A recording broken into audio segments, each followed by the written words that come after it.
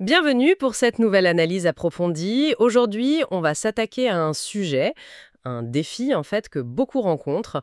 Comment vraiment parler anglais avec aisance, surtout quand on vient du français. Exactement. Pour ça, on a pas mal de sources, des analyses de vidéos YouTube sur les erreurs classiques, des articles de blog très pointus sur la prononciation, l'intonation, comment être plus fluide, gérer le stress. Oui, et puis aussi des outils modernes, les applis d'IA, les podcasts, et même des textes un peu plus, disons, inspirationnels sur le lien entre parler une langue et s'exprimer soi-même. Notre but, c'est de trier tout ça, dégager les conseils les plus utiles, les exercices qui marchent vraiment, et peut-être les déclics nécessaires pour progresser pour de bon en anglais oral, et éviter les pièges habituels pour nous, francophones. C'est ça l'idée. Transformer cette masse d'infos en quelque chose de clair, de motivant, comprendre comment on passe de la théorie à une pratique qui coule, en débloquant les freins techniques ou même psychologiques qu'on rencontre souvent. C'est un chemin, oui, mais c'est faisable, avec les bonnes méthodes. Parfait. Alors, allons-y. La première chose qui ressort souvent, c'est identifier et corriger ces fameuses erreurs typiques, celles qui nous trahissent un peu. Oui. Une source, Kojo English, insiste sur un point clé, la traduction littérale. On a tous ce réflexe, mais c'est piégeux. L'exemple de society pour dire entreprise. Ah oui, c'est un excellent point de départ. Parce que ce réflexe, le mot à mot, c'est vraiment la source de plein problème. Society, bon, c'est la société en général, le concept. D'accord. Pour le boulot, l'entreprise, c'est company. Donc, la phrase correcte, c'est I work in a company. C'est un faux ami typique, quoi. Mais au-delà de ce mot, c'est l'approche générale. Il faut penser différemment. Voilà. Faire sa petite liste de faux amis, c'est bien, oui, mais le vrai truc, c'est d'essayer de capter les structures anglaises, plutôt que de juste transposer le français. Et ça touche aussi la grammaire, j'imagine, la structure des phrases. Les questions indirectes, par exemple. On a tendance à faire l'inversion comme en français. Dire « Tell me, how old are you ?» Exactement. C'est la même logique. En anglais, quand on a une question indirecte, après « tell me »,« I want to know »,« do you know », etc., eh bien, l'ordre redevient normal. Sujet, puis verbe. Ah, d'accord. Donc, « tell me how old you are », pas d'inversion. Ou « I want to know where he is ». Ou encore « do you know what time it is ». Intégrer ça, c'est déjà un grand pas vers un anglais plus naturel, moins heurté. D'accord. Il y a aussi des verbes qui nous embêtent souvent, non? Comme remind et remember. Facile de les mélanger. Oui, la nuance est fine, mais elle est importante. Remind, ça implique quelque chose d'extérieur qui te rappelle un souvenir. Souvent avec off, d'ailleurs. This song reminds me of my trip. La chanson me rappelle mon voyage. Ok. Alors que remember, c'est l'acte de se souvenir soi-même. I remember this song. Je me souviens de cette chanson. Il n'y a pas de me juste après remember dans ce sens-là. C'est clair. Et les prépositions? Ah là là. Le casse-tête. On en met, on en oublie, on met la mauvaise, souvent en pensant au français. C'est le terrain de jeu favori de la traduction littérale, ça. Answer to the question. Non. C'est juste answer the question. Ah oui. Depend off, ça n'existe pas. C'est depend on. Il n'y a pas vraiment de règle magique, il faut apprendre ces combinaisons, verbe plus préposition, comme des blocs. Et pour exprimer la durée, il y a for et during. On peut aussi se tromper facilement. Oui. For, c'est pour une durée précise, chiffrée. We talked for 3 hours. 3 heures. During, ça situe l'action dans une période plus large. I read a lot during the summer. Pendant l'été. On ne dirait pas I read for the summer. Ça n'a pas ce sens. D'accord. Un petit détail qui revient tout le temps. Thank you. Ah, ça. C'est un mix un peu bizarre. C'est soit thank you, le verbe et le pronom, soit thanks, tout seul, comme une interjection. Mais jamais les deux ensemble. C'est simple, mais bon. Ça évite une petite faute. Erreur très fréquente, parce qu'en français, on utilise beaucoup le présent. En anglais, le présent simple, I live, I work, c'est pour les habitudes. Les vérités générales, les états permanents. Ok. Le présent continu, I'm living, I'm working, c'est pour une action en cours, maintenant, ou alors une situation temporaire. Donc, I live in Paris, c'est ma résidence habituelle. Mais I'm living in Paris for 6 months, là, c'est temporaire. C'est une distinction fondamentale. Vraiment. Et la paire land-borrow, Prêter, emprunter. Le sens du mouvement est parfois flou. Oui, il faut visualiser. Lend, c'est donner temporairement. Prêter. Can you lend me your pen? Le stylo va de l'autre vers moi. D'accord. Borrow, c'est recevoir temporairement. Emprunter. Can I borrow your pen? L'action part de moi, qui demande. C'est le sens du transfert qui compte.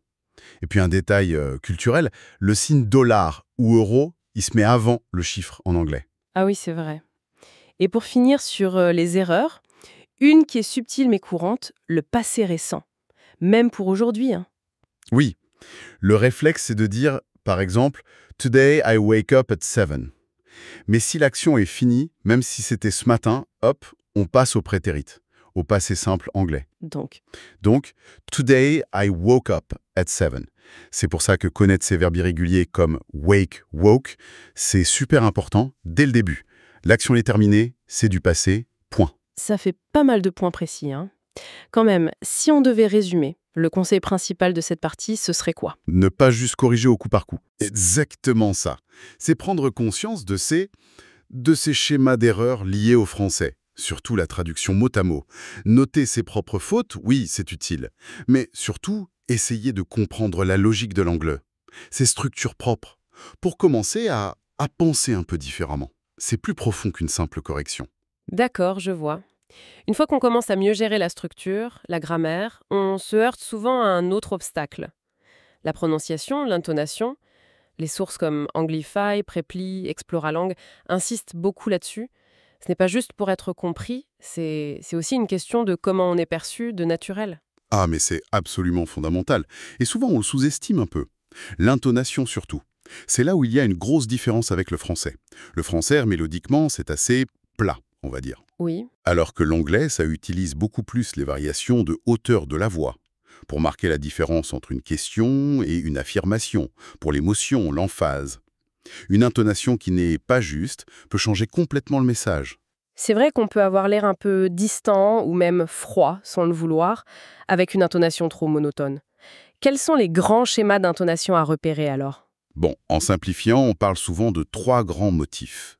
L'intonation qui monte, typique des questions oui-non, are you serious, ou pour montrer la surprise. D'accord. L'intonation qui descend, down, pour les affirmations, les ordres ou les questions ouvertes avec where did you go? Ok. Et puis, il y a cette intonation un peu en vague ou montant-descendante. On l'utilise pour les listes, pour nuancer, pour l'ironie, le sarcasme aussi. Well, that's just great. Vraiment, capter cette musique, c'est entrer dans la langue. Et pour la prononciation des sons eux-mêmes, on entend parfois dire que c'est presque physique, qu'il faut réentraîner les muscles de la bouche. Il y a une part de vrai là-dedans. Certains sons anglais, ils n'existent pas en français. Ça demande de placer sa langue différemment, de bouger les lèvres autrement, de gérer le souffle. Pensez au « tha » de « think » ou au « the » de « this ». Le fameux « tha ». Voilà. Ou même le H aspiré, le R anglais. Au début, ça demande un effort conscient. Et c'est vrai qu'une prononciation très marquée, ça peut mener à des malentendus ou, ce qui est frustrant, à ce qu'on sous-estime notre niveau réel. Alors, comment on fait concrètement pour améliorer cette couleur de l'anglais? Quelles sont les techniques recommandées? Il y a plusieurs pistes qui se complètent bien. La base, c'est la répétition active. Écoutez attentivement des natifs. Podcast, film, peu importe, et essayez d'imiter tout de suite. L'accent, le rythme, l'intonation. Immédiatement après? Oui. Et on peut aller plus loin avec le shadowing. Là, on parle en même temps que l'enregistrement, comme une ombre vocale. C'est assez intense comme exercice, mais c'est très efficace pour intégrer le flux naturel de la langue. Et si on bute vraiment sur des sons précis, comme ce T? Alors là, l'API, l'alphabet phonétique international, est ce truc avec des symboles bizarres où chaque symbole est un son unique, ça peut vraiment aider. Ça permet de voir le son et de chercher des tutos qui expliquent comment le produire physiquement. C'est un travail plus ciblé. D'accord. Une autre technique toute simple, mais qui révèle beaucoup de choses. S'enregistrer. Parler, s'enregistrer et comparer avec un modèle natif. On entend souvent mieux ses propres erreurs comme ça. Et la technologie, elle peut aider pour ça aussi, j'imagine. Ah oui, certainement. Il y a des applications maintenant, basées sur l'IA, comme Gliglish, qui sont faites pour ça. Elle donne un retour sur la prononciation pendant des conversations simulées. Ah, intéressant. Et puis, il y a des ressources dédiées, comme certains podcasts de VOA, How to Pronounce. Ces outils, bon, ça ne remplace pas la pratique, mais ça donne un feedback qui peut être très utile. Bon. Alors, on a corrigé les erreurs de structure, on travaille la musique de la langue. Mais comment on fait pour que tout ça s'enchaîne, que ça devienne fluide? C'est là qu'on parle de fluidité, hein. Abordé par VOA Preply, le Speak English podcast. C'est quoi, au juste, la fluidité? Très bonne question. La fluidité, ce n'est pas forcément parler sans aucune faute, ni avoir un vocabulaire de dictionnaire. C'est plutôt la capacité à s'exprimer de façon continue, naturelle, sans buter sur chaque mot, sur plein de sujets différents. Faire passer son message sans que l'effort soit trop visible. Voilà, c'est un peu ça. Que l'effort de parler ne prenne pas le dessus sur le message. Et pour y arriver, bon, il n'y a pas de miracle, hein, la clé absolue, c'est la pratique orale intensive. Parler, parler, parler. Facile à dire. Mais comment on fait concrètement si on n'a personne avec qui parler? Parler tout seul, ça marche vraiment? Ah oui, absolument. Parler seul à voix haute, c'est une première étape qu'on néglige souvent. Décrire ce qu'on fait, raconter sa journée, même préparer une conversation dans sa tête et à voix haute, ça active la langue. D'accord. Mais c'est sûr que l'interaction, c'est irremplaçable. Heureusement, aujourd'hui, on a plein d'options. Trouver des partenaires d'échange linguistique via des applis comme Tandem et HelloTalk. Oui. Ou alors investir un peu dans des cours avec des tuteurs, sur des plateformes comme Preply par exemple. Et l'immersion passive? Juste écouter, regarder des choses en anglais, est-ce que ça aide pour parler plus fluidement? Ça joue un rôle énorme. C'est ce qu'on appelle l'input, l'apport. S'exposer beaucoup à la langue, changer la langue de son téléphone, écouter de la musique, des podcasts, regarder des films en VO, ça nourrit le cerveau, en structure, en vocabulaire, en expression idiomatique. Il faut que ce soit adapté à son niveau, j'imagine. Oui, c'est essentiel de choisir des contenus adaptés, sinon c'est la frustration assurée. Un podcast trop rapide, un livre trop compliqué. Ça peut décourager. Et y a-t-il des méthodes spécifiques pour, disons, huiler un peu le discours? Une technique qui marche très bien, c'est d'apprendre par blocs. Des chunks, comme on dit en anglais. Mémoriser des groupes de mots, des phrases toutes faites. By the way, it depends on I'm looking forward to. Ah oui, au lieu de mots isolés. Exactement. Ça réduit l'hésitation. Et ça fait rentrer la grammaire de façon plus naturelle. Utiliser des podcasts faits pour les apprenants, c'est aussi une super idée. Ceux du British Council, VOA Learning English, BBC 6 Minute English. Surtout s'ils ont les transcriptions. Et la grammaire dans tout ça? Est-ce qu'il faut être parfait avant de se lancer à parler? Ah, ça c'est un point crucial qui revient souvent. L'obsession de la grammaire parfaite, surtout au début, ça peut complètement paralyser. La priorité, ça devrait être de communiquer, de se faire comprendre. Et la précision vient après. Il s'affine avec la pratique, avec le feedback. Il ne s'agit pas de l'ignorer, bien sûr, mais de ne pas la laisser devenir un blocage. D'autres petites astuces. Le storytelling, raconter des histoires simples, même courtes. Le karaoké, c'est ludique pour le rythme, le vocabulaire. Ou se concentrer sur du vocabulaire thématique précis, puis essayer de parler ou écrire dessus. On voit que les outils technologiques sont souvent mentionnés aussi. Oui, les applis comme Gliglish pour s'entraîner à parler avec une IA, ou Mondly pour le vocabulaire, les plateformes vidéo comme YouTube avec des milliers de chaînes pour apprendre, l'offre est énorme aujourd'hui. D'accord. Et il ne faut pas oublier la préparation mentale. Avant une conversation, si on sait de quoi on va parler, préparer 2 ou 3 phrases clés, ça peut vraiment diminuer le stress initial. Ce stress, justement, ça nous amène à la dernière partie, peut-être la plus importante finalement. Comment on cultive la confiance? Comment on dépasse cette fameuse peur de parler? Preply, Explora Langue, ils disent tous que c'est une étape quasi normale. Tout à fait. C'est une barrière psychologique très forte, très commune. La première chose à faire pour la surmonter, c'est de changer son regard sur l'erreur. Ne pas la voir comme un drame. Exactement. Une faute, ce n'est pas un échec honteux. C'est une info en mode « Ah, ok, c'est ça qu'il faut que j'ajuste ».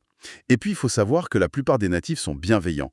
Ce qui les intéresse, c'est l'échange, pas de compter les fautes. C'est rassurant. Ensuite, c'est super important de se fixer des objectifs réalistes. Et progressif. Commencer par demander son chemin, puis tenir une petite conversation de 5 minutes. Chaque petite victoire, ça construit la confiance, petit à petit. La visualisation positive est aussi mentionnée. S'imaginer réussir. Oui, ça peut aider à réduire l'anxiété avant de parler. Et une autre approche intéressante, c'est d'essayer consciemment de passer de la peur à la curiosité. C'est-à-dire? Voir chaque occasion de parler, non pas comme un examen, mais comme une chance d'apprendre quelque chose, de découvrir l'autre personne. Abordez ça comme une exploration, Une des sources fait un lien assez fort entre apprendre l'anglais et... une motivation plus profonde. En prenant des exemples comme Obama ou Oprah, leur façon d'utiliser la langue pour porter un message, trouver sa propre voix. C'est une dimension très belle et très puissante, je trouve. Au-delà de l'objectif juste pratique de communiquer, c'est réaliser que maîtriser l'anglais, c'est aussi se donner les moyens d'exprimer qui on est, ses idées, ses valeurs. potentiellement à plus de monde. L'anglais comme outil d'affirmation. Oui, comme un outil d'émancipation personnelle, intellectuelle, connecter son apprentissage à cet objectif plus grand, que ce soit pour le travail, pour soi, pour créer, ça peut donner une énergie incroyable pour continuer, même quand c'est dur, même quand on a peur, se demander pourquoi je vais apprendre cette langue au fond. Bien, on a couvert beaucoup de terrain. Si on devait résumer les grands axes pour vraiment progresser en anglais oral, on dirait quoi? D'abord, prendre conscience des erreurs typiques liées au français et les corriger. Oui. Ensuite, travailler activement la prononciation et surtout l'intonation pour sonner plus juste. Très important. Multiplier encore et toujours la pratique orale et l'écoute en choisissant bien ses supports. Indispensable. Et puis, par-dessus tout, cultiver un état d'esprit positif. Être bienveillant avec soi-même, trouver sa vraie motivation pour oser se lancer. C'est une excellente synthèse. Ce chemin vers l'aisance, c'est vraiment un mélange de compétences techniques, d'habitudes de pratique et aussi de développement personnel. La confiance en soi, accepter d'être vulnérable. Alors, qu'est-ce que tout ça veut dire finalement? C'est un voyage, cet apprentissage. Et peut-être pour laisser une dernière idée à méditer, au-delà de juste savoir parler anglais, comment est-ce que cette nouvelle aisance pourrait permettre d'amplifier sa propre voix, sa voix unique dans le monde, de partager des choses qui sinon resteraient peut-être plus confidentielles? Quelle ambition personnelle ou pro cet outil pourrait aider à réaliser? Ce qui est intéressant, c'est que la question change en fait. On passe de comment j'apprends à pourquoi j'apprends et surtout qu'est-ce que je veux en faire. L'anglais n'est plus juste une fin en soi, ça devient un levier puissant. Trouver sa propre réponse à cette question, c'est peut-être ça la motivation la plus solide pour ce long mais passionnant voyage linguistique.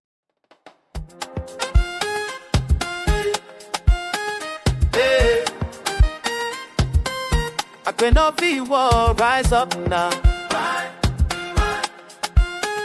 Yeah.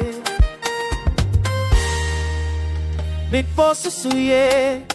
New thoughts in my mind. You feel that change coming.